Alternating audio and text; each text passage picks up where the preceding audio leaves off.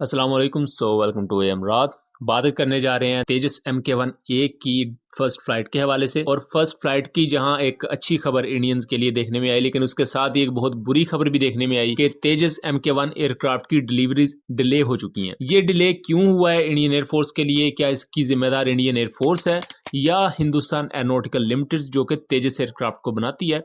इसके बारे में कुछ मिलिट्री सोर्सेज ने न्यूज साइट्स वगैरह को बताया है। तो दोस्तों, होता कुछ यूं है कि 28 मार्च को इंडियन तेजस MK1A एयरक्राफ्ट, जिसके बारे में इंडिया क्लेम करता है कि ये 4th+ जनरेशन का एयरक्राफ्ट है और उसको कंपेयर किया जा सकता है पाकिस्तान चाइना के JF-17 थंडर ब्लॉक 3 के साथ।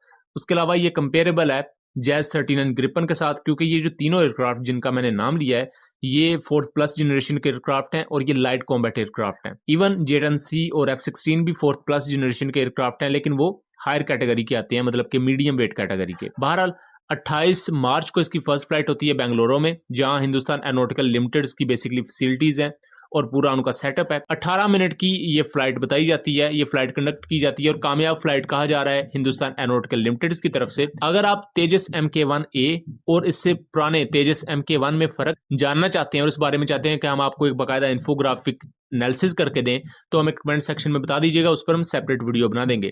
यहाँ हम बात करेंगे कि अभी ये अच्छी खबर सामने आती ही है कि उसके साथ एक मायूस कुन खबर ये है इंडियन दोस्तों के लिए कि तेजस MK1A एयरक्राफ्ट की डिलीवरीज डिले का शिकार हो गई हैं। ये एग्जैक्ट कितना डिले आया है इस बारे में कुछ भी नहीं कहा जा सकता। बहरहाल इस वक्त जो करंट सिचुएशन थी कि 83 तेजस MK1A एयरक्राफ्ट इंडियन एयरफोर्स के हवाले किए जाएंगे, जिनमें से 10 के करीब या 10 से कुछ ज्यादा ट्रेनर एयरक्राफ्ट होंगे और बाकी सिंगल सीट तेजस MK1A एयरक्राफ्ट होंगे, और इंडिया इन्हें यूज करेगा अपने जो पुराने MiG-21 एयरक्राफ्ट हैं उनकी रिप्लेसमेंट के तौर पर, क्योंकि ना सिर्फ MiG-21 की रिप्लेसमेंट चाहिए, उसके साथ साथ दूसरे एयरक्राफ्ट भी हैं जिनकी स्मूथ रिप्लेसमेंट चाहिए। और अगर इंडिया ये रिप्लेसमेंट नहीं करता तो इस वक्त जो 30 या 33 के करीब स्क्वाड्रंस हैं इनकी तादाद मजीद कम हो जाएगी। जबकि आपको सुनकर हैरानी होगी कि इंडियन एयरफोर्स को एटलीस्ट 45 के करीब फाइटर स्क्वाड्रंस चाहिए, जबकि मौजूदा तादाद सिर्फ 33 है। और अगर उसमें से भी ये MiG-21 के मजीद स्क्वाड्रंस निकलते हैं तो ये तादाद मजीद कम होगी और आने वाले वक्त में अपने जैगुआर और इस तरह के जो और पुराने एयरक्राफ्ट हैं उन्हें भी रिटायर करना पड़ेगा। सो उसके लिए इंडियन एयरफोर्स ये देख रही थी कि वो अपने मुल्क में एक एयरक्राफ्ट बना ले, जिसको उन्होंने ऑब्वियसली तेजस का नाम दिया।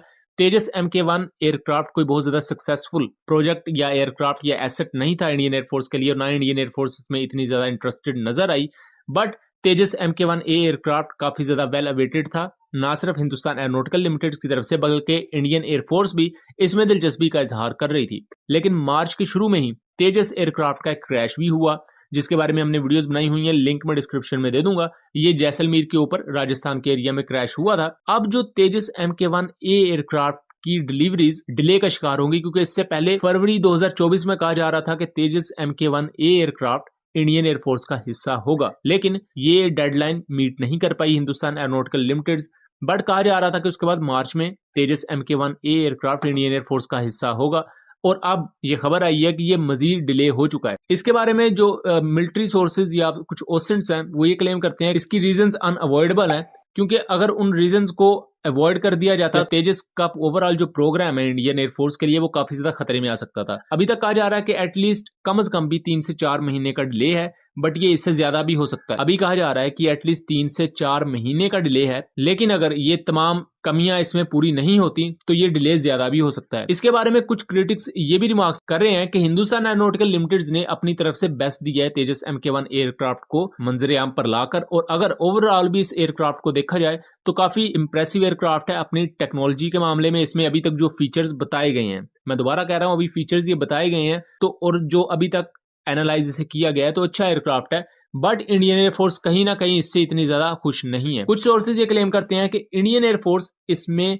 मजीद चेंजेस चाहती है, उसको आप यहाँ देख भी सकते हैं। अब इंडियन एयरफोर्स अभी भी क्यों नहीं खुश? इंडियन एयरफोर्स बेसिकली क्या चाहती है, मतलब क्या वो तेजस एयरक्राफ्ट से क्या चाहते हैं कि ये इंटरकॉन्टिनेंटल बैलिस्टिक मिसाइल उठाकर लेके जाए, या मतलब क्या करे, पानी में चलने लग जाए? मुझे नहीं समझ आ रही कि इंडियन एयरफोर्स क्यों बाहर के मुल्कों से जहाज लेना चाहती है और क्यों वो तेजस एयरक्राफ्ट की तरफ नहीं जाना चाहती। अगर तेजस एयरक्राफ्ट वाकई उतना ज्यादा अच्छा नहीं है, इसकी कॉम्बैट रेंज अच्छी नहीं है, ओवरऑल इसमें अगर मिशन कंप्यूटर सिस्टम का कोई मसला है या ओवरऑल कोई भी इसकी टेक्निकल फेलियर है इसमें आता, तो फिर वो पब्लिकली बता दें कि ताकि हिंदुस्तान एरोनॉटिकल लिमिटेड भी बार बार उसे ये ना कहना पड़े कि तेजस को हम अब बेहतर करेंगे, अब इस तरह बेहतर करेंगे, अब उस तरह बेहतर करेंगे, और ये मजीद डिले आ जाना, ये कहीं ना कहीं वो जो एक बेहतर खबर थी इंडियन साइड के लिए उसकी खुशी में भंग डालने के लिए काफी था। उसके साथ साथ ये भी बात कही जा रही है कि तेजस एयरक्राफ्ट के बहुत से जो कंपोनेंट्स हैं वो यूरोपियन कंपनीज की तरफ से आते हैं।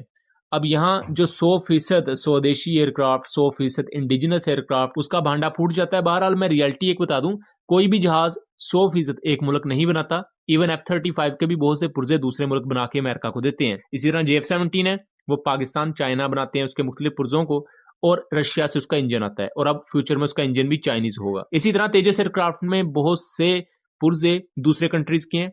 यूरोपियन कंट्रीज की तरफ से जो पुर्जे आते हैं उनमें डिले की वजह से कहा जा रहा है कि इसकी डिलीवरीज मजीद डिले का शिकार होंगी, और ये इंडिया को और ज्यादा डिपेंडेंट बना देगा वेस्ट की तरफ, और ये चीज फ्यूचर में दोबारा से एक लटकती हुई तलवार की तरह ही रहेगी।